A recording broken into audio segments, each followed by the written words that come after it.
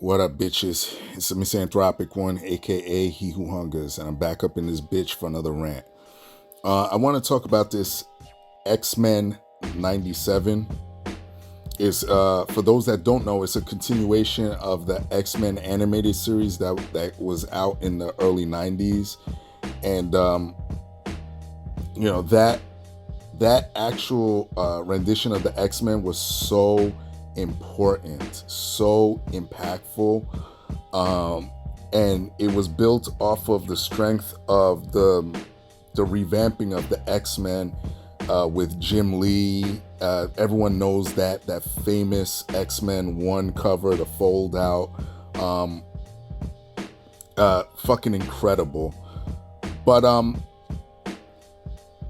when they announced X-Men 97, there was a lot of criticism and people being skeptical of it, and rightfully so, because, this is the era of rebooting, of going back and trying to touch on nostalgia, and, shit like that is very, very sensitive to people like me, and other people that are into IPs and stuff like this.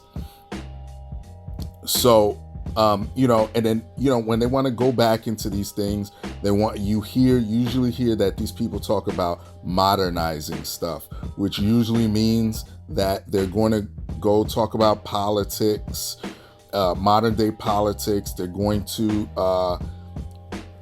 go crazy with all this goofy, weirdo messaging, all this SJW messaging. They're ruining all the stuff from the past. And one of the key things that they said when this was announced, when X-Men 97 was announced, was that Morph, one of the characters in the X-Men, is going to be non-binary, going to be looked at as a non-binary, excuse me. And immediately I was like, oh fuck, here we go. Like, why? Like, it has nothing to do with the character. Morph was always known as a guy who shapeshifts. That's it. His main form was that of a man. You know what I mean? And they kind of revamped the way he looks, like in order to fit that. Like, his face looks like sort of like the chameleon from Spider-Man. Like, he has like no face, essentially. But if you watch the original X-Men from, 1992 or whatever, he had a face. He had a face, he had hair and everything. He looked like a regular dude. But be that as it may, and please don't leave me any stupid comments about, well, the X-Men, is about social justice. No. Before I get into what I gotta say, yes, X-Men is an analogy for anybody who's an outsider. It doesn't mean, it wasn't based on Martin Luther King and Malcolm X. Even I fell for that a long time ago. There's no quote from Stan Lee ever saying that. It has to do with anybody who feels like an outsider.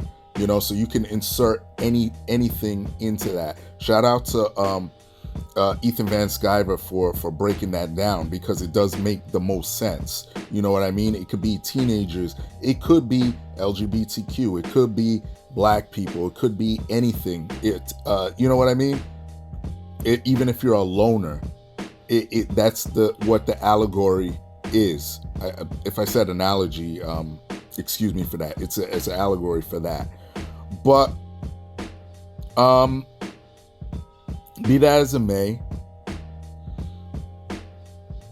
the story itself over the years, yes, it was the closest thing to actual real life stuff, but it wasn't on the nose, because even if you didn't follow that, you still had a dope ass story and dope ass characters that other people could relate to. That's the whole point of this stuff. But anyway, what I want to say about these first 2 episodes that came out, they're fucking great. It's nostalgia on crack. If you were a fan of the X-Men from the 90s, those cartoons, it picks up right where it left off. I mean, granted, I'm not going to go into certain things. I don't want to spoil it, because I really think if you're a fan of this shit, you should go watch it. Yeah, it really is nostalgia on crack. These first 2 episodes, I'm speaking on just the first 2, because I'm still gonna leave my third eye open and be skeptical, because I know these people, they can't help themselves but to throw in little shots in there. But it's X-Men as you remember it. You know what I mean? I will say this: they don't really harp on the non-binary thing when it comes to Morph. They don't really say anything. It's just like he's there. You know what I mean? He's there in his full capacity as a mutant. Everything from the fucking intro. The intro's fire. Like, they revamped it just a little bit, but it's the same intro from the 90s, but they revamp it. They add in little extra scenes and character intros and stuff. It's gonna give you goosebumps. And it's a little bit amped up when it comes to violence and a little bit of language, which I like, because it's meant for it's kind of for us, you know what I mean, for those that grew up with it. But it's not bad enough for like little kids, you know what I mean? Like they could watch it and somehow have the same feeling that we did back in the 90s. So yeah, listen, I highly recommend these first 2 episodes. Again, I